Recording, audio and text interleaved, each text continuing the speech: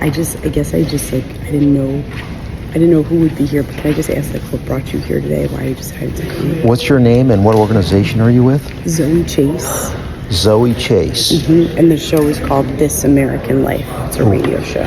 And what radio program is it on? It's its own show.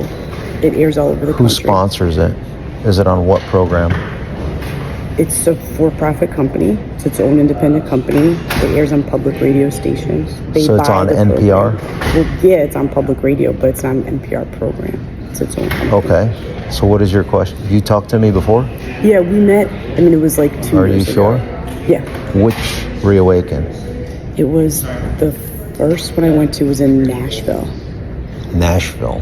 Yeah. I'm not sure if I was in Nashville and that was not the first one. No, it was my first one. It wasn't the first one. But there was like a hotel meet and greet afterwards with flyover. And you're based out of where? New York. What brings you down here when you have that trial up there that you should be focused on? I don't get to cover the trial. That's not my job. How do they allocate that?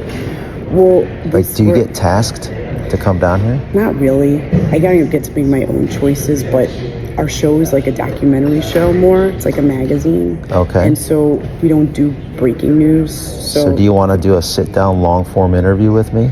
Well, actually, I was just going to ask you kind of like what brought you here, like why you were here and what you made of it. But we could I'll put a post up about it with that question. And then you can follow that on X, Telegram, Truth, Getter, my Rumble channel, right, and all the other ones. And I can provide you that. I just followed you on Twitter because I was like, okay, which one? Ivan Raiklin? Yes. Okay. Yeah, because the other one's still censored by Brian Naughton at the FBI. Sorry, we're not letting people in until 1:50. So if you're for the anti-Semitism... Okay. Sorry. Okay. So my Raiklin account is still being censored by the FBI's Brian Naughton, Laura Demlow, Joe Pientka, and Elvis Chan. Whoa. So you started a new account? No, that still exists because it was reinstated. Those are the individuals that are at the FBI that run the censorship industrial complex on behalf of this illegitimate regime. Do you know those names? No. I can provide you much detail on. They were the ones also involved in the original illegal Crossfire Hurricane spying operation on General Flynn, Carter Page, George Papadopoulos, and Paul Manafort. I have receipts on every single individual. That's why they haven't really come after me yet, because if they bring me in, the entire regime comes crumbling down. Whoa. Okay? Well, so they are scared of me, not the other way around. That makes more sense. You, on your Twitter bio, I noticed today it said Secretary of Retribution. Yep.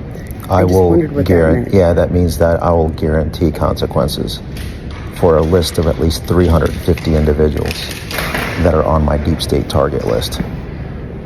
Okay. And when you read that deep state target list, remember, I'm an attorney and a retired Green Beret. Okay? That I know. Well, that I might be interested in talking with you more about is your deep state target list, if you have time. Elon Musk has it. Michael Schellenberger has it. Matt Taibbi has it. The Judiciary Committee has it. The Weaponization Committee has it. The Oversight Subcommittee that is part of the House Administration Committee has it. The House Freedom Caucus has it. The Speaker of the House, Mike Johnson, likely has it. And it's just a matter of time for a joint press conference to take place between Speaker Johnson and Elon Musk to go ahead and disclose and release the Twitter direct messages of those individuals on my deep state target list, proving the seditious conspiracy going back to 2016, the illegal spying operation on the Trump campaign. You're also going to find the involvement of Mike Pence and his chief of staff, Joshua Pitcock, in that conspiracy, along with Josh Pitcock's wife, Catherine Seaman, who was the senior Russia analyst for Peter Strzok, who was one of the two individuals that was deployed by Jim Comey and Andrew McCabe to get General Flynn to lie or to get him fired, as per Bill Priestap's notes, which was the Deputy Assistant Director of Counterintelligence at the FBI. That's a long list. I can go in much more detail, but that's generally the crux of it. Do you get to meet with Jim Jordan and talk about this stuff? I meet with everybody. All these guys? Every single member that you think I talk to or may talk to, I talk to them. Mm-hmm. And what do you guys talk about? Like, what's the reason that you talk to them? Everything that I put out publicly, yeah. I also provide that to them. And I guess I don't do anything behind the sheet, like behind closed doors. Everything is like, what are you hoping to get out of talking to them? Like, why do you do it? I want to guarantee Elon Musk discloses the direct messages for the mother of all Twitter files so that the entire country can see what just occurred to them starting from the illegal spying operation, the corrupt DOJ and FBI. The raid on Mar-a-Lago was to seize the evidence that was declassified by Donald Trump in the last few hours of his first term, which involved the Crossfire hurricane details, which would list all the names that I've mentioned so far. Whether it was Lisa Page, who was Andy McCabe's chief counsel at the time, along with Peter Strzok, a guy by the name of Joseph Pientka III, who is currently the number 3 individual at the San Francisco field office. So you have the special agent in charge, you have a ASAC, assistant special agents in charge, and then you have the ASAC for counterintelligence. That guy is a guy by the name of Joseph Pientka III, who was the second agent that was deployed to interview General Flynn on January 24th, 2017, in order to get General Flynn fired or to get him to lie. That was an entrapment, and that's the same agent that was deployed in August of 2016 to the Trump campaign to do what they call a counterintelligence briefing, a defensive one, but with the secondary purpose in order to, and this was him, Pientka, along with Trump, Chris Christie. You know that Chris Christie's attorney during his Bridgegate scandal was Christopher Wray? I didn't know that. Well, now you know. And then the third person in that meeting was a guy by the name of General Flynn. Joe Pientka was deployed by the Crossfire Hurricane leadership, authorized by the general counsel at the time, Jim Baker, who then later became the Twitter 1.0 number 2 lawyer, to coordinate the censorship industrial complex, to cover up and censor and suspend those individuals that exposed their corruption. And it just keeps mounting and mounting and mounting the cover-ups. This is just they're trying to take out Trump now because they were able to take out their first existential threat, which was General Flynn, because he would have been the first one to go ahead and expose this level of corruption because he knows the system. Now that Trump knows the system after being 4 years in it, he is now an existential threat to that very DOJ, the national security apparatus. Remember, 39 individuals unmasked General Flynn. One of them was Jamie Raskin's wife, Sarah Raskin. Totally unlawful unmasking. Look that up. The 51 individuals that said the Biden laptop had all the earmarks of a Russian information campaign, where your colleagues over at Politico published that on their website. One of those 51 individuals is John Brennan. Another one is a guy by the name of David Buckley. David Buckley ended up becoming the staff director for Liz Cheney's and Benny Thompson and Nancy Pelosi's January 6th cover-up committee. So it's a pretty small world, it sounds like. So David Buckley was tasked to create a list and do his deep state target list of political targets. So now it's my turn. I have a deep state target list, and I'm coming for all of them. And what does that mean when I say coming for all of them? It means the most legal, moral, and ethical consequences to the maximum, to include the maximum punishment for treason. I personally guarantee that they're going to face those consequences. And you can take a look at that list. Like, are you going to sue them? Is that what you would do? Just wait for it. You will see it. It will be so visible for the entire world to see and hear. I'll give you some examples. I'm going to incorporate the precedents that's already been set. So we're going to incorporate what was done to General Flynn. We're going to incorporate what was done to Steve Bannon, what was done to Peter Navarro, what was done to Mike Lindell, what was done to Scott Perry. Translation: expect to see live streamed swatting raids of every single individual on that deep state target list, because the precedence has already been set. And remember when Mike Lindell in the Hardee's parking lot, the FBI went and conducted armed robbery of him in Minnesota? Remember when Peter Navarro was swatted in an airport? Remember when Steve Bannon, on multiple occasions within the U.S. Capitol Police jurisdictional zone, conducted swattings and allowed for swattings to take place of Steve Bannon and his residence? Remember the armed robbery and burglary of Roger Stone that was live streamed by your colleagues over at Criminal CNN. News Network? Yeah. That we're going to take in the collective and do that, okay? Okay. It does not matter what happens in the election. It does not matter who what I was wins the gonna election. ask. This is going to take place at the hands of the American people, with or without an election, and with or without whoever wins the election. I guarantee you that that will take place at the county and state level, because right now the federal government is not in a position because of its capture and its corruption. So imagine this. When you take a look at the direct messages and the geotagged location data of the 350 plus members on that deep state target list, and then you curate that, Elon Musk, and then do geotagging of the communications, and then you present those communications to name the county of the 3,143 county and county equivalents in our nation, the 50 states and the 6 federal districts, right? Okay. And then you identify where a treasonous communication took place. And then you present that to the local DA, similar to good old Alvin Bragg. That then will create the nexus to showcase this criminal, conspiratorial, seditious conspiracy and treason charge. And that local DA, the local sheriff, will then be deputizing folks like Ivan Raiklin and those of us that were thrown out of the military because we did not comply with the illegal DNA mutilation injection, the forced DNA mutilation injection. Do you mean the COVID vaccine? I'm talking about the CCP-19 lab incident money-making scheme by Pfizer, the Pfizer fail, the Moderna mutilation, or whether it was just a myocarditis-making, heart-exploding J&J jab.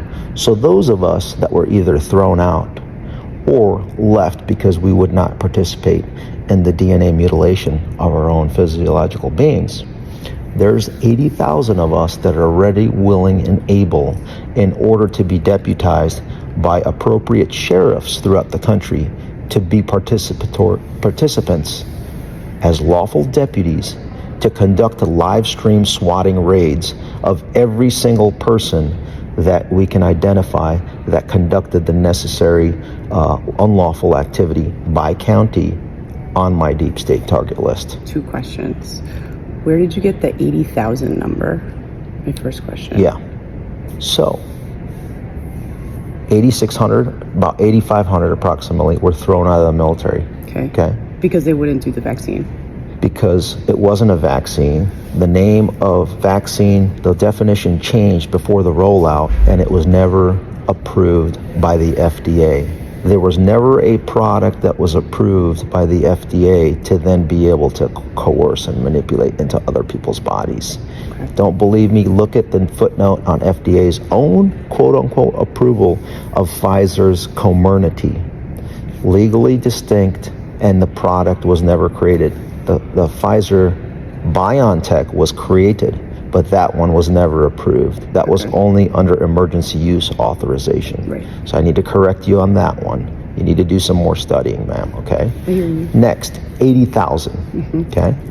As far as the 80,000 goes, that's the minimum that I see of folks that left the military early through retirement, ended their careers early because of the illegal mandate that was promulgated by and enforced by the entire chain of command. Those are also going to be, many of the members on the deep state target list are those military leaders, quote unquote leaders, I call them failures, within the Department of Defense and at the Pentagon that will face similar consequences for forcing and coercing unlawfully the mutilation of another person's body, and thus minimizing and destroying our personal readiness so this within is the all DoD. post-2020 people you're talking about? Come on. Are you going to ask that question in that level of ignorance? 2016 Crossfire Hurricane? No. I mean, Hello? I'm saying the 80,000 that you I referenced. mean, at this point, you're wasting my time if you don't even have that level of context. Take a couple hundred hours to research the subject, follow my work on Rumble. Once you see that, I want you to identify one thing that I have incorrect, and then you can start coming after me with questions to scrutinize it, because you have not done the necessary requisite research to for me to even give you my time. So I think that's about it. Can I ask one last question? You don't have to It answer. better be intelligent. Well, I don't guess that'll be in the eye of the beholder. You don't think, you were saying it doesn't matter what happens in the election. So you don't think you need sort of the protection of Trump's Justice Department to do some of what you're talking about? No, because we're going after the Justice Department. But like, They are the enemy. That's what you fail to understand. The individuals that I mentioned are the enemy of our constitutional order. We're coming for them maximally.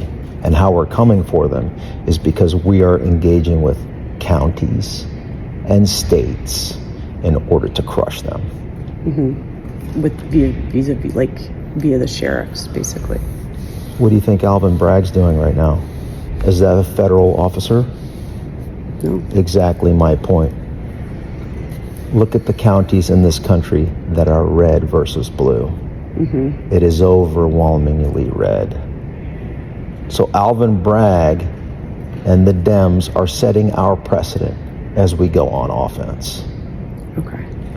Well, thanks, Ivan. It's going to be a doozy.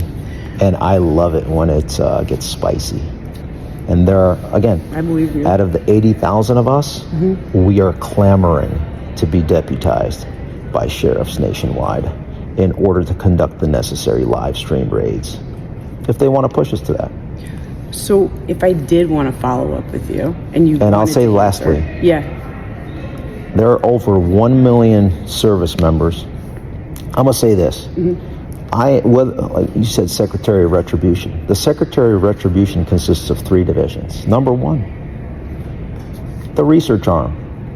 And should there be a mechanism where we create it, it's going to be the first division. Is, again, everything I'm telling you, I've already said it publicly. And I have many podcasts where I've said this. yeah. So number 1, we're going to have a research arm to continue to develop our targets. Okay. Number 2, and that's going to be staffed by January 6th defendants, family members, as well as their lawyers, since they have already kind of conducted some of that research. So they're already kind of interned, if you will, over the last 3.5 years.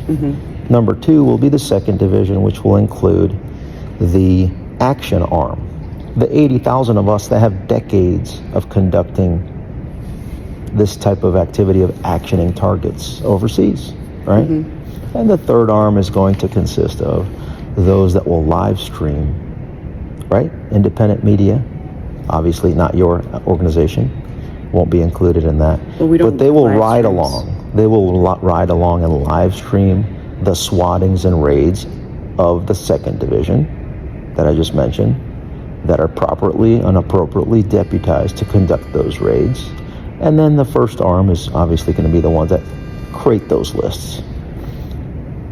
We're just using the playbook and the precedent that has already been developed to target those that conducted lawful First Amendment activity on January 6th and everything downstream from that. So if you say you don't need, you're not waiting for Trump's election, like when are you planning to do it? Stand by. So Just keep an eye on things. Okay. So how could I follow up with you? So you can follow everything I do online. Everything's public. But like, if And I wanted to advocate, ask you a again, question. I advocate for the most. These people are going to experience the most peaceful and patriotic, lawful, moral, and ethical experience of their life. The swatting and the raiding sounds scarier than lawful and ethical and peaceful. It's legal, moral, ethical. I said it was peaceful and patriotic. It may not be peaceful for them, but for me, it'll be peaceful. Okay. So, but if I message you on Twitter or something, that would be to answer questions? Publicly. You can comment on me, on my posts publicly. Okay. And I'm going to post this. Okay. Again, your name? Zoe Chase. Okay.